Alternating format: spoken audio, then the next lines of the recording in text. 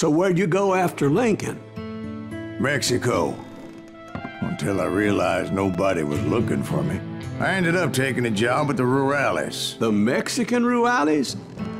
I was hired to help them track down the cowboys. The most vicious outlaw gang in Cochise County? Curly Bill Brocious? Johnny Ringo? Led by old man Clanton himself. They must have paid you a pretty penny to take them hombres on. Not really. But truth be told, I had my own reasons for going after those boys.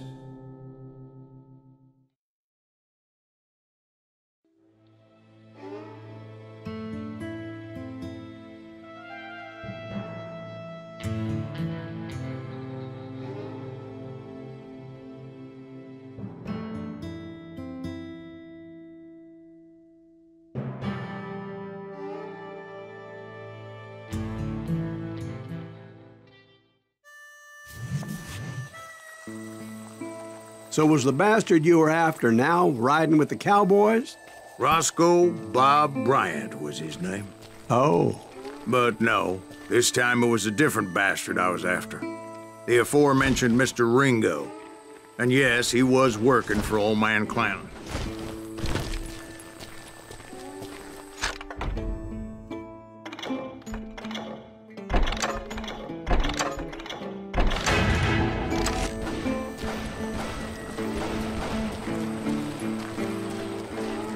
Where's he going?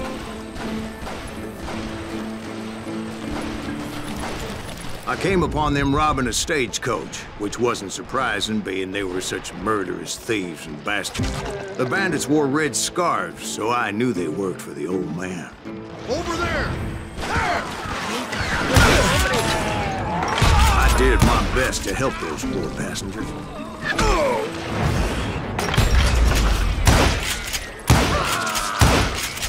Moments later, the attackers were dead, and I checked the stagecoach to see how many passengers were still breathing. None. It was then I wondered if the rocks weren't hiding more bandits. Was that all of them? Or did I just hit the rear guard? I quickly got my answer. They attacked from on high like Apaches often do. They would appear in great numbers from above and rain down lead on their hapless enemies' heads, making use of the high ground and whatever else they had. Yep, the Apaches always appeared out of nowhere, and there never seemed to be an end to them. Hold on, were you attacked by Apaches? What happened to the cowboys? Did I say they were Apaches? I said Clanton's cowboys attacked me Apache style. I was in a pitched battle, but I was holding my own against an overwhelming enemy force.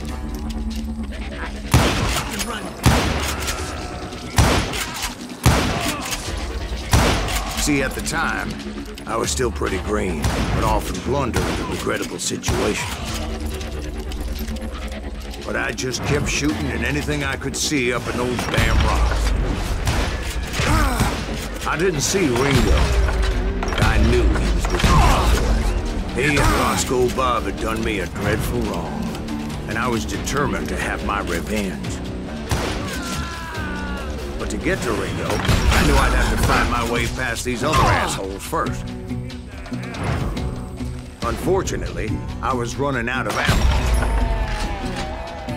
Another perfect example of my relative inexperience as a hunter of men. I immediately knew that a tactical retreat was called for, as my vengeful fury was much less impressive without the bullets to back it up.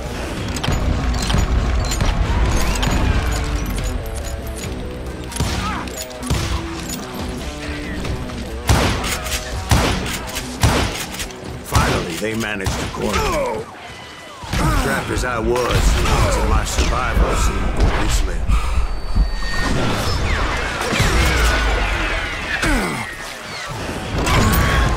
Luckily, serendipity was on my side as I suddenly spotted a way out of my predicament.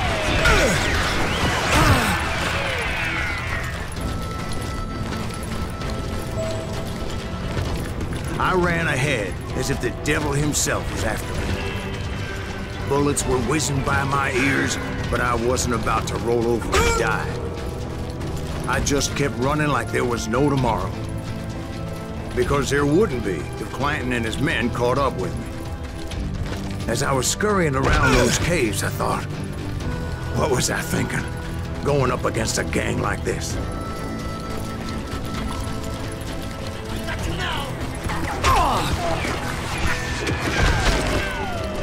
I just kept running, not knowing where the hell I was going. And that's when something miraculous happened.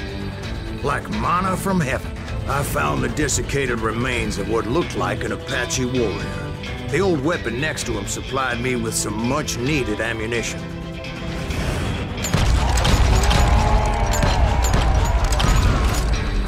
Bat Masterson once told me it was more important to be lucky than good, and he would know. And imagine my surprise when I found a fistful of dynamite to go along with that ammo. That stroke of good fortune evened the odds and bolstered my confidence. It was time to turn the tables.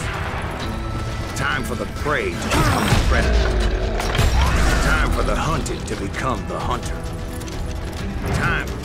All right, Jesus, we get it. They were right where you wanted them. That's right. I was done running. And the old man's boys were not expecting that. No, sir. It was finally time for that old man to pay for his sins.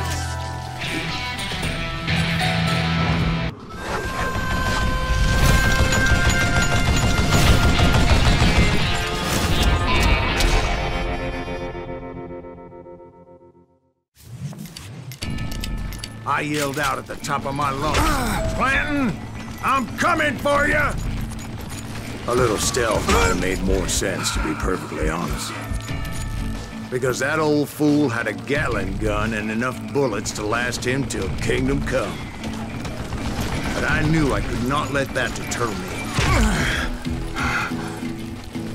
Not if I was to find and kill Ringo. I needed to get that old man off that gun.